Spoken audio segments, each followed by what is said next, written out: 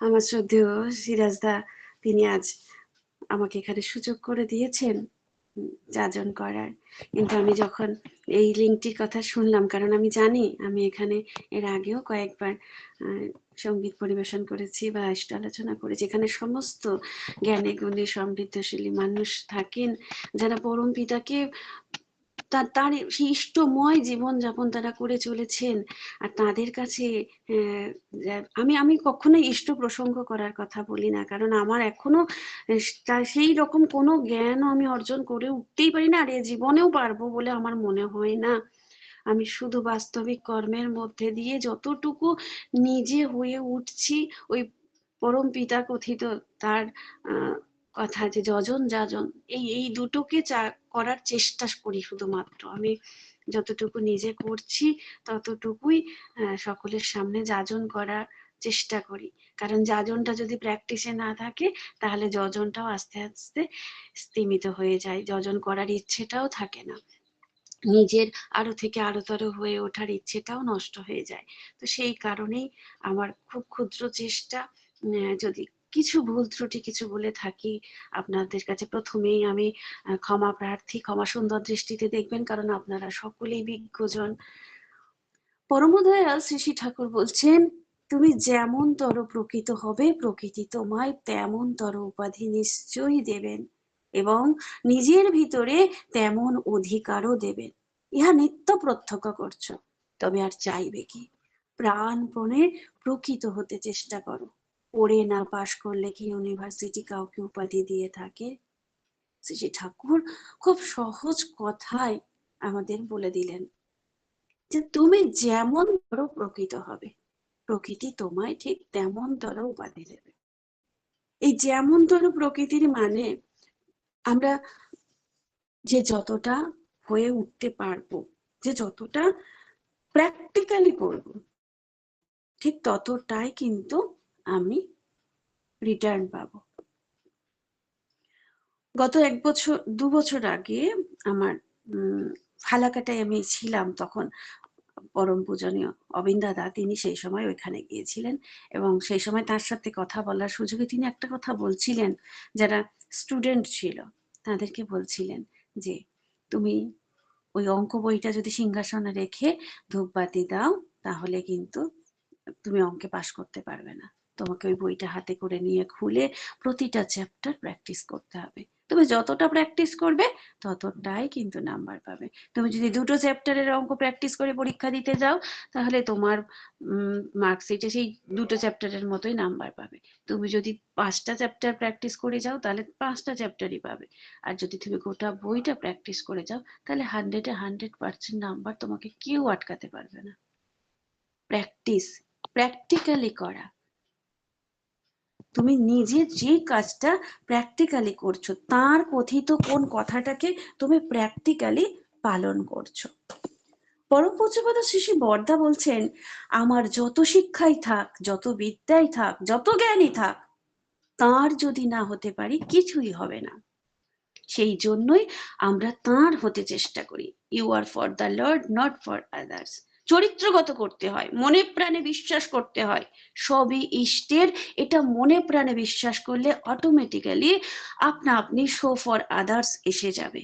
সব ফর্মুলাই কিন্তু তিনি দিয়েছেন, বলার কিচ্ছু নেই, ভাবার কিচ্ছু নেই, করে যাওয়া, শুধু করে যাওয়া, মন প্রাণ দিয়ে করা, মন প্রাণ দিয়ে তাকে ভালোবাসা। এই মন প্রাণ দিয়ে ভালোবাসাটা কেমন? আমি সারাদিন ঠাকুরকে বলছি, ঠাকুর আমি তোমায় খুব ভালোবাসি, ঠাকুর আমি তোমায় খুব ভালোবাসি, আমি ঠাকুর তোমায় প্রচন্ড ভালোবাসি। আমি এমন মানুষের সাথেও পরিচয় আমার হয়েছে যাকে আমি ভীষণ শ্রদ্ধা করি, ভীষণ ভাবি যে তিনি এত সুন্দর যাজন করেন, এত সুন্দর তার কথা বলার ভঙ্গি, অসাধারণ। সেই মানুষটার বাড়িতে যখন গেলাম তখন দেখলাম সেই পরিবারটা এখনো সস্তায়নী পরিবার হয়ে ওঠেনি, বাড়ির বেশ কয়েকজন সদস্য এখনো দীক্ষিত নয়। তাহলে আমি কি ভালোবাসি ঠাকুরকে, কেমন ভালোবাসি? ঠাকুরকে একবার প্রশ্ন করা হলো, শ্রদ্ধেয় শৈলেশ ব্যানার্জি দাদা কথায় কথায় শ্রী ঠাকুরকে জিজ্ঞাসা করলেন, কেমন ভাবে চললে ইষ্টের প্রতি অনুরাগ সহজ ভাবে জাগে।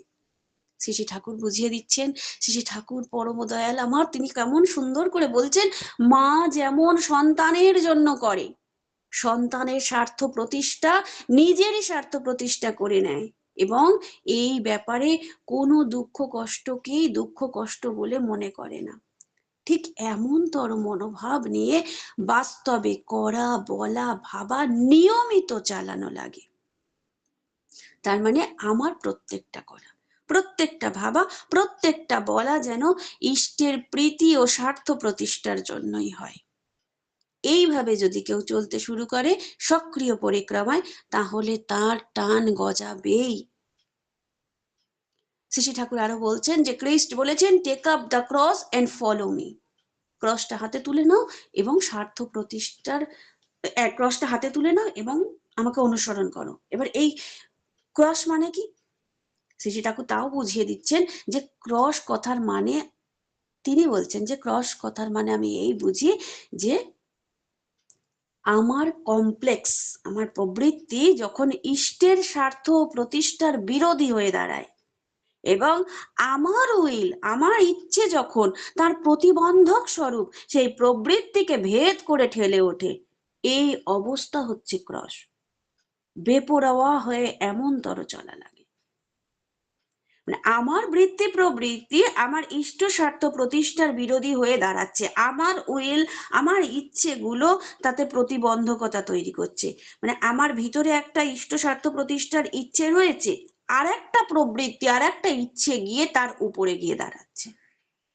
ইষ্ট স্বার্থ পূরণের পথে যখনই যে প্রবৃত্তি বাধা হয়ে দাঁড়ায়, সেই প্রবৃত্তির বিরুদ্ধে দাঁড়িয়ে যেন তেন প্রকারেণ ইষ্টের ইচ্ছা পূরণ করাই হলো জীবনের তপস্যা। আর এই সংগ্রামই হচ্ছে ক্রস। কিছুতে কোনো দুর্বলতাকে আমল দিতে নেই। মানুষের যে ইষ্টার্থী ইচ্ছা শক্তি যখন প্রতিটা প্রবৃত্তির বিরুদ্ধে সংগ্রামরত হয়ে চলে, তখন তার সঙ্গে আর পারার জো নেই। আর এই সম্বেগ বাড়ানোর জন্যই বিধিবদ্ধভাবে যজন যাজন ইষ্টভীতি করে চলা লাগে। শ্রী ঠাকুর কথিত কথাই কথাগুলি তিনি বলে দিচ্ছেন যে আমি যজন যাজন ইষ্টভীতি, তাহলে এই যে যজন যাজন ইষ্টভীতিটা আমি কি স্বপারিপার্শ্বিকের সাথে গিয়ে করি, না আমার পরিবারের ভিতরে বসে করি? আমার পরিবারের মধ্যে বসে আমি কিন্তু করছি। আমি নিত্যদিন কেমন কিভাবে চলছি সেটা কিন্তু আমার সর্বপ্রথম, আমার দিনের শুরুটাও হয় আমার পরিবারের সাথে, দিনের শেষটাও হয় আমার পরিবারের সাথে। তাহলে সর্বপ্রথম তো আগে আমার পরিবারের ভিতরে আমার ইষ্ট প্রতিষ্ঠা করাটা আমার দায়িত্ব, কর্তব্য। আর সেইটা কেমন ভাবে? বাস্তবিক বাক ব্যবহার, চাল চলন আচরণের মাধ্যমে। তার ব্যতি রেখে কখনো সম্ভব নয়। আমাদের প্রত্যেকের জীবনের মূল ধন হচ্ছে ইষ্টে বিশ্বাস। বিশ্বাস কোথা থেকে আসে? বিশ্বাস আসে ভক্তি থেকে। ভক্তি থাকলেই বিশ্বাস আসে। এবার বিশ্বাস জিনিসটা কিন্তু মূলত ভক্তি। কারো ওপর হাড় ভাঙা টান হলে তার সম্বন্ধে আর প্রশ্ন থাকে না, আর এই প্রশ্নহীন ভাবটাই হচ্ছে বিশ্বাস। আমার নিজের অস্তিত্ব নিয়ে আমার কোনো প্রশ্ন নেই, আছে কোনো প্রশ্ন নেই। আমরা কেউ প্রশ্ন করি আমি যে কে, আমার নিজের অস্তিত্ব, আমি আছি, এটা আমার কাছে অবধারিত। আমরা কেউ কিন্তু জন্মে আমার বাবা যাকে মা বলে পরিচয় করিয়ে দিয়েছেন তাকে মা বলে চিনেছি, মা যাকে বাবা বলে পরিচয় করিয়ে দিয়েছেন তাকে, এটা আমার পরিবার, এটা আমার পরিবেশ, এটা আমার দাদু, এটা ঠাকুরদা, আমি এই পরিবারে জন্মগ্রহণ করেছি। এই ব্যাপারে কি আমরা কোনো দ্বিমত পোষণ করি না, এটা আমাদের যেমন বলেছে আমরা বিশ্বাস করে নিয়েছি, কারণ এখানে আমার প্রশ্ন নেই। হ্যাঁ, এটাই আমার বাবা, এটাই আমার মা, এটাই আমার দাদু, এটাই আমার ঠাকুমা, এইটাই আমার সমস্ত কিছু, এই পরিবারের গোত্র সমস্ত কিছু আমি বহন করে চলছি। আমার সেখানে কোনো প্রশ্ন নেই, আমি আছি, এটা আমার কাছে অবধারিত। ঠিক তেমন ভাবে আমার জীবনে আমার ইষ্টই সর্বপ্রথম ও সর্বপ্রধান, এমনতর অকাট্য ভালোবাসা যখন গজায়, তখন সেই বোধ আর টলে না। তখন মনে হয় তার আদরেও আনন্দ, তার অনাদারেও আনন্দ, মনে কোনো বিরূপ ভাব তখন আর আসে না। সবটাতেই আমি রাজি আছি। সুখে থাকলেও আমি তাকে নিয়ে বিভোর হয়ে থাকি, আবার দুঃখে থাকলেও আমি তাকে নিয়ে বিভোর হয়ে থাকি। তখন দুঃখটা দুঃখ বলে স্পর্শই করে না। সুখ যেমন অতিরিক্ত আনন্দ এনে দিতে পারে না, দুঃখটা তেমন দুঃখের চোখের জলে বিগলিতও করতে পারে না। এই নেশা কিছুতেই তখন কাটে না। আর এটাই হচ্ছে বিশ্বাস, এটাই হচ্ছে নিষ্ঠা। অথচ আমি বলছি, প্রতিদিন বলছি, আমি ভীষণ ঠাকুরকে ভালোবাসি, আমি খুব ঠাকুরকে ভালোবাসি, ঠাকুর ধরে চলি আমার জীবনে, আমি সৎসঙ্গ করে বেড়াচ্ছি, আমি খুব কিছু খুব ভালো আছি ঠাকুরকে ধরে। যেই জীবনের বেকায়দায় পড়লাম, অমনি আমার ভক্তি চটে গেল। তখন দোষারোপ বা অনুযোগ অভিযোগের বুদ্ধি মাথায় চেপে বসলো। তখনই বুঝতে হবে ওই ভক্তি বিশ্বাসের পাড়ায় আমরা ঢুকিনি। স্বার্থ লোভে যারা ভগবানকে ভজে, তাদের ভক্তি স্বার্থে ভগবান নেই। ভগবানকে দিয়ে তারা নিজেদের সুখ সুবিধা আদায় করে নিতে চায়। ভগবানকে বাদ দিয়ে অন্য কোনো ভাবে যদি সে সুখ সুবিধা পেতে পারে, হাসিল করতে পারে, তখন কিন্তু সে তাই নিয়েই মজে থাকবে। তখন তার আর সেই ভগবান ছেড়ে দিয়ে তখন সেই যে সুখ সুবিধা দেবে তাতে মজে থাকতে তার কোনো আপত্তি থাকবে না। আবার অনেকে আছে ভয়ে ভগবানকে মানে ডাকে, মানে তাকে না মানলে পাছে যদি কোনো বিপদ আপদ হয়, পাপ হয়।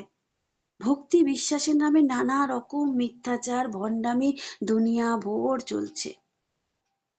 অনেকে আছে যে ভালো ফল পাওয়ার বুদ্ধি, অর্থাৎ যা যা সে তার জীবনে অপকর্ম করেছে, যা যা খারাপ কাজ করেছে, তার যে ফলাফলগুলো পাবে সে, সেগুলোকে এড়িয়ে চলার অভিসন্ধি।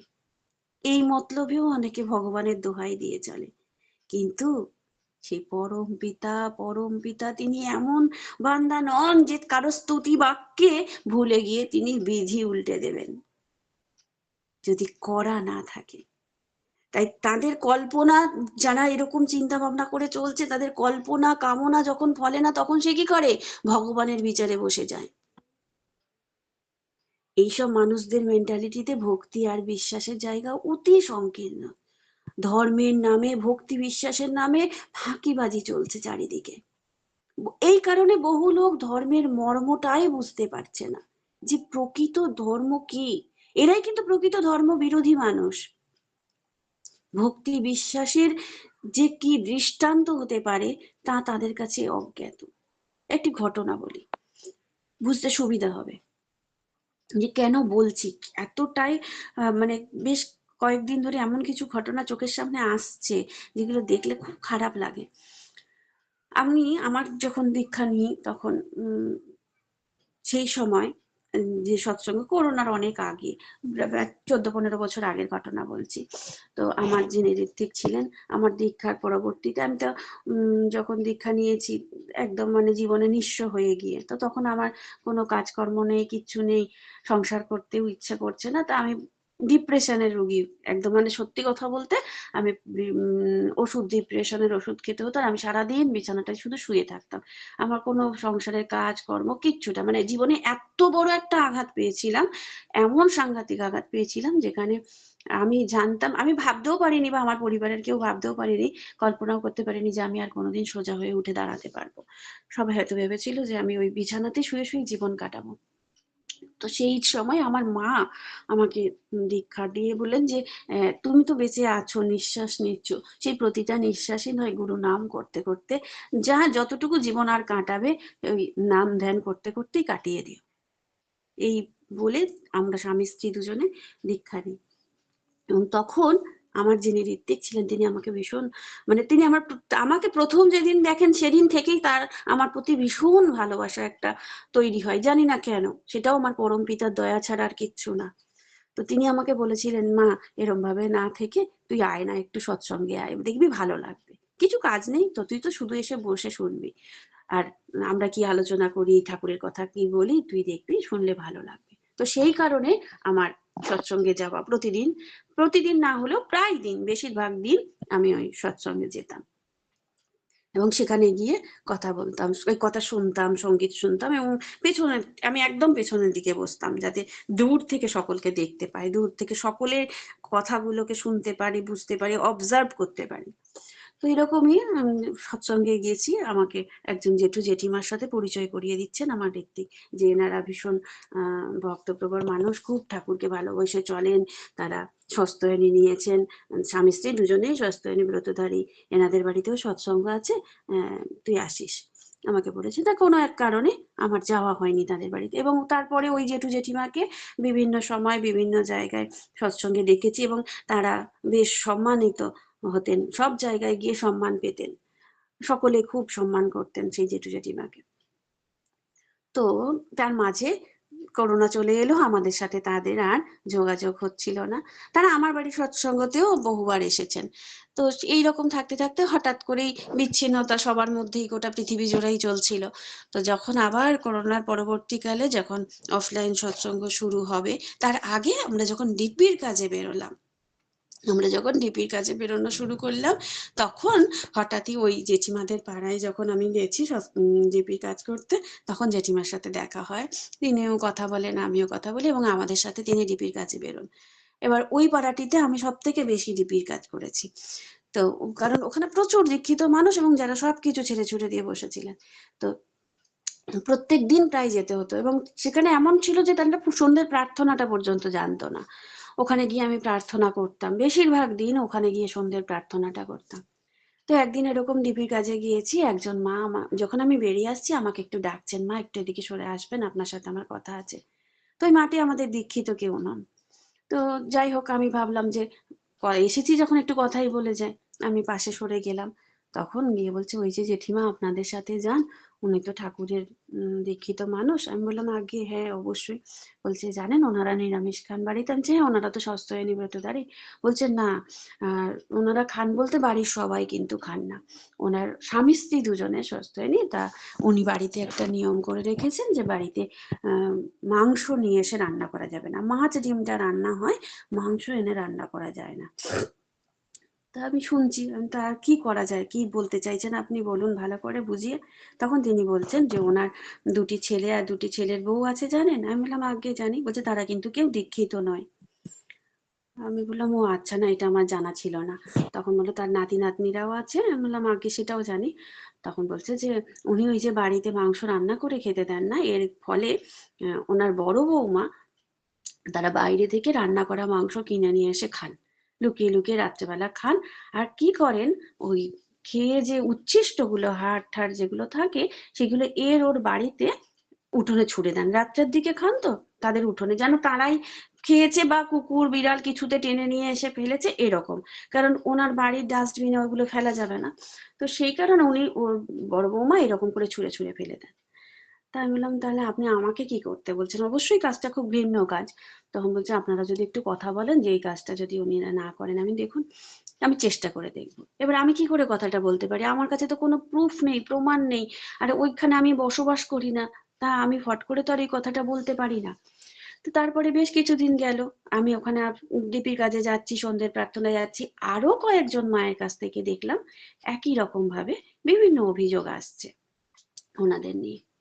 তো আমরা সব আলোচনা করছি যে কিভাবে জেঠিমার সাথে কথা বলা যায়, কি করে কিভাবে কথাটা শুরু করা যায়, এরকম ভাবছি। ঠিক এই মুহূর্তে ওই জেঠিমার ওই বড় ছেলের হাই রোডে অ্যাক্সিডেন্ট হলো, বাইকে অ্যাক্সিডেন্ট হলো, এবং এত মারাত্মক অ্যাক্সিডেন্ট হলো, 36 ঘন্টায় 13 বার তাকে অপারেশন করতে হয়েছে। তার গোটা শরীরের একটা হাড়ও এমন ছিল না যেটা গোটা আছে, প্রতিটা হাড় ভেঙে গেছে, প্রত্যেকটা হাড় টুকরো টুকরো হয়ে ভেঙে গেছে। এমন করে আমার ব্রেনেও সাংঘাতিক চোট পেয়েছে, এবং সে বেঁচে ফিরবে এমন আশা নেই। তো যাই হোক, পরম পিতার দয়ায় এবং তাদের প্রচুর অর্থ খরচা করে তারা সেই ছেলেকে ফিরিয়ে নিয়ে এলো, এবং দীর্ঘ 18 মাস সেই ছেলেটি বিছানাতেই ছিল, বিছানাতেই তার ফিজিওথেরাপি এবং বিভিন্ন মাধ্যমে সে ধীরে ধীরে সুস্থ হওয়ার দিকে গেল। তারা অ্যাক্সিডেন্ট হওয়ার পর আমরা দীক্ষিতরা অনেকেই তার বাড়িতে গিয়েছি, দেখা করার, কথা বলে এসেছি, তাকে সান্ত্বনা দিয়ে এসেছি। মায়ের কিন্তু কথা তো আটকে আটকে যাচ্ছে। আগে আগে আগে এর মধ্যে কি হলো যে ওই যে মাটি, মা এবং বাবা যারা সত্যেনী ব্রতধারী ছিলেন, যাদেরকে আমরা খুব ভালো একজন সৎসঙ্গী মানুষ হিসেবে চিনতাম, জানতাম, সেখানে কি হলো, তার পরিবারের সদস্যরা, তার ছেলের বউয়েরা, তারা কি বললেন যে আর ঠাকুর ধরে চলতে পারবে না। ঠাকুর ধরে চলে এত বড় অ্যাক্সিডেন্ট হয়ে গেল, এত জীবনহানির মতন পরিস্থিতি তৈরি হয়ে গেল, তোমার ঠাকুর কি করতে পেরেছে, তুমি আর ঠাকুর ধরে চলতে পারবে না। এবং সেখানে দেখা গেল যে সেই মা বাবা ঠাকুরের সিংহাসন থেকে ঠাকুরের ছবি নিয়ে পাশের বাড়িতে, তাদের অনেক বড় বড় করে ছবি বাঁধানো ছিল, পাশের বাড়ির একটি মাকে দিয়ে দিল, যত বই ঠই ছিল সমস্ত কিছু দিয়ে দিল, এবং তারা সমস্ত কিছু করা বন্ধ করে দিল। আমাদের মন্দির থেকে দাদারা এলেন, তারা ছেলে সুস্থ হয়ে বাড়ি ফিরেছেন, ছেলে সেই জন্য ঠাকুরের কাছে প্রার্থনা করার জন্য নিজেরা সৎসঙ্গের আয়োজন করলেন, কিন্তু তারা কোনো কিছুতেই আর তারা সেই জায়গাটা পুনরায় কিন্তু আর শুরু করলেন না। তারা কোনোভাবেই আর ঠাকুর ধরে চলতে চাইলেন না। তার পরবর্তী মাসে আমি যখন মন্দিরে গেলাম, তখন আমি আমাদের মন্দিরের ওই দাদাদের প্রশ্ন করেছিলাম যে এই দোষটা কার? এই যে মা এবং তার স্বামী তারা ঠাকুর ধরে চলতে পারলেন না, এই দোষটা কিন্তু অজ্ঞাতসারে আমাদের। কেন? কেন আমাদের দোষ?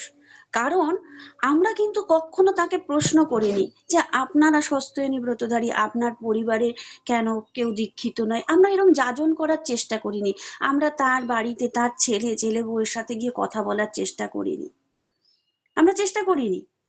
আর সেই জায়গায় আমরা অনেক সময় বাহ্যিক দেখে এতটাই অনুপ্রাণিত হয়ে যায়, এতটাই মানে আবেগে ভেসে যায় যে ওই মানুষটা মনে হয় ভীষণ ঠাকুর ধরে চলছে, কিন্তু তার কেন্দ্রতে পৌঁছাতে পারি না যে আদৌতে সে তার পরিবারে, তার সে যেখানে 24 ঘন্টা বসবাস করছেন, যেখানে তারা রয়েছেন প্রত্যেকে, সেখানে সেখানে কি সেই ইষ্টকে প্রতিষ্ঠা করতে পেরেছেন? সেখানে কি সেই ইষ্টকেন্দ্রিক জীবনযাপন করছেন? ভক্তকে যার মনে প্রাণে সদাই তিনি বসবাস করছেন, তাহলে সেই মনে প্রাণে যদি সর্বদাই তিনি থাকেন, তাহলে তো তিনি সর্ব আগে চাইবেন যে আমার পরিবারের কথা, আমি আমার কথা আবার বলছি, আমি যখন বাড়িতে কথা বলি, এমনও আমার বাড়ির লোকের অভিযোগ আছে যে তুমি যদি যে কোনো প্রসঙ্গই আসে, ঠিক ঘুরে ফিরে ঠাকুরের কথাতেই চলে আসো। ঠাকুর এইটা কথা, তোমার কাছে এত ঠাকুরের উদাহরণ থাকে কি করে? ঠাকুর এই কথাটা এইভাবে চলতে বলেছেন, ঠাকুর এইভাবে করতে বলেছেন। কারণ আমি প্রতিনিয়ত পাঠ করার চেষ্টা করছি, জানার চেষ্টা করছি, ঠাকুরের বাণী গ্রন্থগুলো পাঠের চেষ্টা করছি, যে নিশ্চয়ই আমার বিশ্বাস জীবনের প্রতিটা সেকেন্ডের জন্য, প্রতিটা সমস্যার জন্য তিনি বলে গেছেন, তার সমাধান দিয়ে গেছেন। এটা আমাকে খুঁজে বার করতে হবে।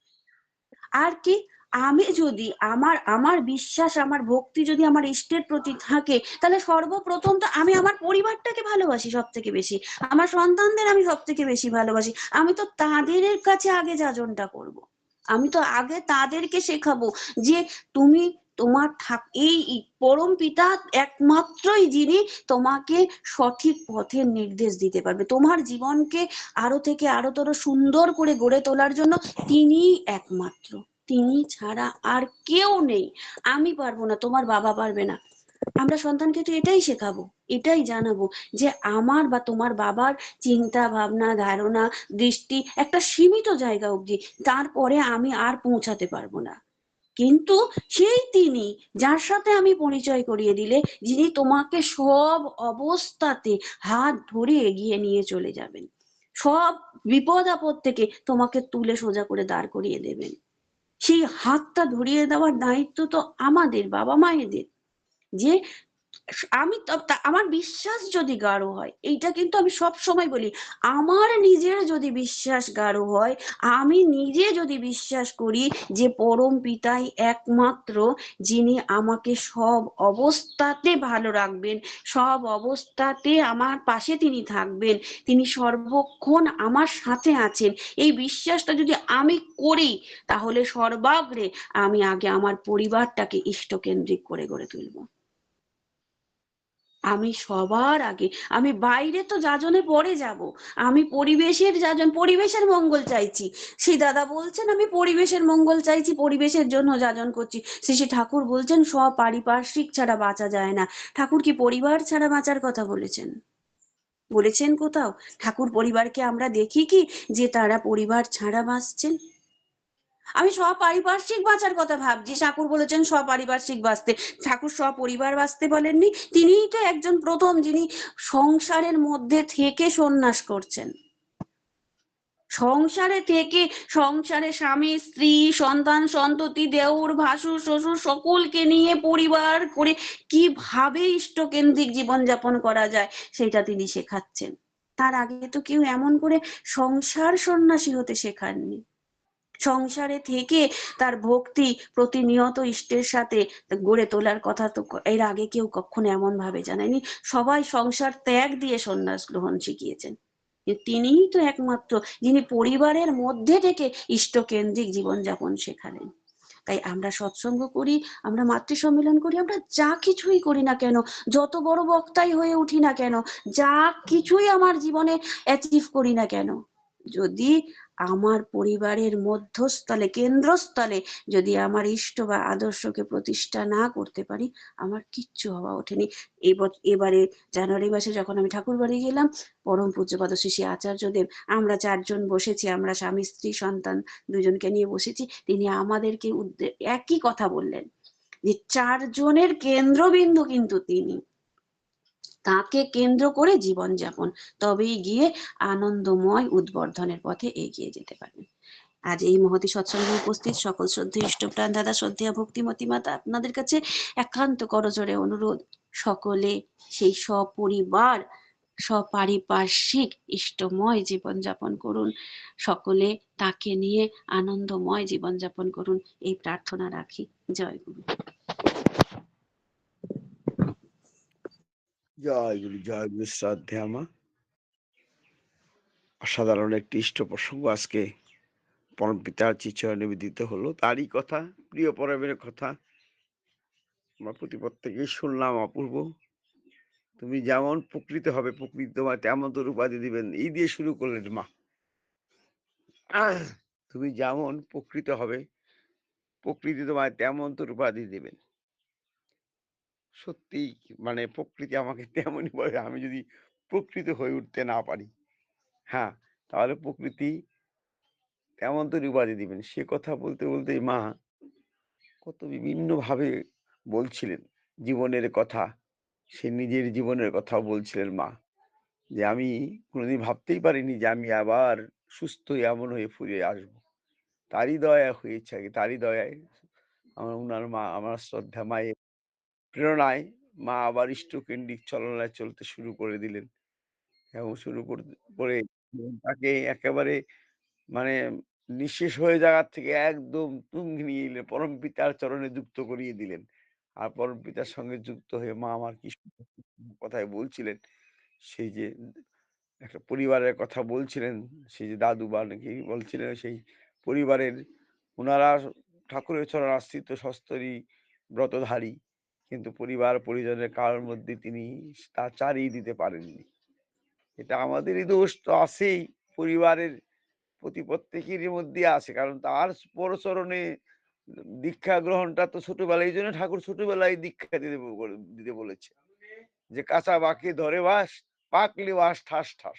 কাঁচা বাসটা থাকতেই তাকে তার চরণে যুক্ত দিতে হয়। যে রামকৃষ্ণ পরমহংসদেব বলছেন চারা গাছে বেড়া দিতে হয়, ওই চারা গাছে বেড়া দিতে হয় ছোটবেলায়। এই জন্যই ঠাকুর পরিবারের প্রত্যেকটি মানুষকে 11+ দীক্ষা দিতে বলেছে। 11 বছর হয়ে গেলেই, 12 বছরে পড়লেই দীক্ষা দিতে হবে। দীক্ষা দিয়ে তার সঙ্গে যুক্ত করিয়ে দিয়ে তার চলনে বলনে তাকে নিয়ে চলার একটা ব্যবস্থা করে দিতে হয় প্রতি পরিবারের মধ্যে। আর তেমন করে দিতে ঠাকুর বলেছেন, অনেক আগেই বলেছেন, কিন্তু আমরা তো মানি না। ওই যে মা আমার, আমার দাদা দাদা আমার ঠাকুরের চরণাশ্রিত সস্তরী ব্রতধারী ছিলেন, পরবর্তীকালে সব ছুটে গেল। ছেলে অসুস্থ হয়ে অ্যাক্সিডেন্ট করে আসলো, তার ঠাকুরের চরণ আশ্রিতই নয়, কিন্তু অহৈতিক কৃপা চায়। এই যে মানে তাৎক্ষণিক দয়া চায় আর কি, যা দেখা যায় সেগুলি চাই, মানে ওইগুলি চাই, মানে ওই সব চাওয়াটাই চাওয়াই তার। কিন্তু করার কিছু নাই। শুধু চাওয়ার বেলায় আছে, করার বেলায় নাই। হ্যাঁ, করাই পাওয়ার জননী সেটা সে বুঝার চেষ্টা করে না। মাও বুঝতে পারল না। ছেলে-মেয়েকে তার চরণে যুক্ত করিয়ে দিল না। তার সঙ্গে যুক্ত না হয়ে নিজের ইচ্ছে মতো যা ইচ্ছে তাই করত। সেইভাবে চললো। তারপরে এক্সিডেন্ট হয়ে টাকার জন্য ভালোই এসে ঠাকুরের ফটো অন্যকে দিয়ে দিল। স্বস্তরী ব্রতধারী মা আমার, দাদা আমার। কি অসাধারণ একটি কথা মানে শুনলাম। মানে দেওয়া তো মানে আচ্ছা ঠিক আছে করে না সেটা নয় অন্য কথা। কিন্তু ঠাকুরের ফটো, বইপত্র সব অন্যের ঘরে অন্যকে দিয়ে দিল। মানে ঠাকুরের প্রতি তাদের কি ভালোবাসা তাহলে ছিল? আমরা যে বলি ভালোবাসি, কিছুই ছিল না ভালোবাসা। ওই দেখানো ভালোবাসা। ঠাকুরকে বুঝে উঠতেই পারেনি। ঠাকুর কে? কেন এলেন? কি করতে এলেন? তাকে নিয়ে কেন জীবনে চলতে হয়?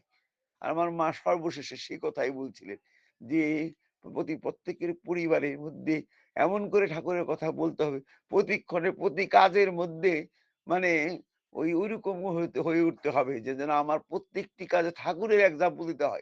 সেদিন আমাকে একজনে একটা অন্যায় করেছে, আমাকে প্রশ্ন করলো, একজনে মানে নিন্দা করার জন্য ফোন করেছে।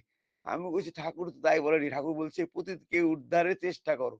সে যদি পতিত হয়ে থাকে তাকে উদ্ধারের চেষ্টা করতে বলেছেন। আপনি কেন এসব বলছেন? তাকে উদ্ধারের চেষ্টা করেন। আমি বললাম আর কি? তখন ফোনটা কেটে দিল আরকি। তো এই ঘটনা আরকি। তো মানে ওই ঠাকুর পাগল হতে হবে। মানে সব কথা করতে হবে। ওই যাতে আমাকে একটা টাইটেল দেয় যে ঠাকুর পাগল মানুষ এগুলি। ঠাকুর পাগলা মানুষ। আমাদের সাধারণ গ্রাম্য ভাষায় ঠাকুর পাগলা যাকে বলে আরকি। ঠাকুর পাগল মানুষ আরকি। এরকম একটা হয়ে উঠতে হবে। খুব সুন্দর করে আমার শ্রদ্ধেয়া মা পরমপিতার কথা বললেন। আমরা যদি আসলে প্রকৃতার্থে তার হয়ে উঠতে না পারি, তাকে প্রকৃত ভালোবাসতে না পারি, আমি যত ভালোই করি না কেন, যত কায়দাই দেখাই না কেন, কোনটাই কাজ হবে না। তাকে প্রকৃতার্থে ভালোবাসতে হবে। প্রিয় পরমকে ভালোবাসতে হবে। তার চরণে যুক্ত হয়ে নিজেকে সমর্পণ করতে হবে যে, "আমি তোমার, তোমার কোলে আছি প্রভু। তুমি দয়া করে তুমি আমাকে রেখেছো তোমার কোলে।" এইভাবে থাকতে হবে। জয় গুরু শ্রদ্ধেয় মা অপূর্ব অসাধারণ নিবেদন। পরমপিতা শ্রীচরণে আপনার পরিবার পরিজনের প্রতি প্রত্যেকেরই সর্বাঙ্গীন মঙ্গল প্রার্থনা করি, ইষ্টোচ্ছল মঙ্গলময় জীবন কামনা করি। তারই শ্রীচরণে খুব ভালো থাকুন, সুখে শান্তিতে আনন্দে থাকুন। তারই আশীষ বর্ষিত হোক। আর বর্ষিত হবে ডিপি ওয়ার্স করেন। সবসময় বর্তমান যুগ পুরুষত্ব আমার শ্রদ্ধেয় যুগ পুরুষোত্তমের বার্তা ঘরে, ঘরে পৌঁছে দেন। আমার আচার্য দেবে আমার অবিন দাদার নির্দেশে ভালো তো থাকবেনই অবশ্য। আমরা কি বলবো? তিনিই ভালো রাখবেন আপনাকে। জয় গুরু শ্রদ্ধেয় মা, জয় গুরু। খুব ভালো থাকবেন। জয় গুরু।